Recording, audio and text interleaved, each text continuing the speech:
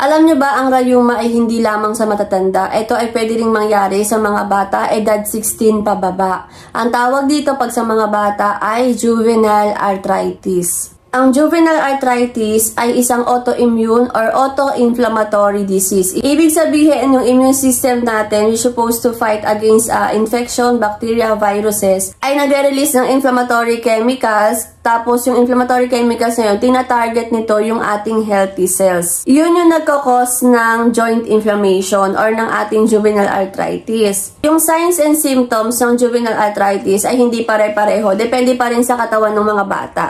The exact cause of JA is unknown. So, hindi pa talaga alam kung ano ba yung pinanggalingan. But yung ayon sa mga research is mostly or probably nakakaroon ng JA because of genes. Not because of toxins. Usually, genes talaga siya or namamana. So, paano ba nada-diagnose yung JA? Usually, X-ray, MRI, CT scan. Tapos, may mga blood works din na ginagawa as confirmatory. Yung treatment nakafocus siya to slow down at para ma-prevent yung progression ng arthritis. Para ma-relieve yung mga signs and symptoms, tapos para ma-control din yung pain, kasi diba may pamamaga, may pain, yung mga doktor nag-aano sila ng physical therapy, massage. Pwede din mag-suggest yung doktor ng heat therapy or cold therapy, depende yon. Pag tired yung muscle, pag stiff yung joints, ang usually binibigay or sinasuggest is yung heat therapy.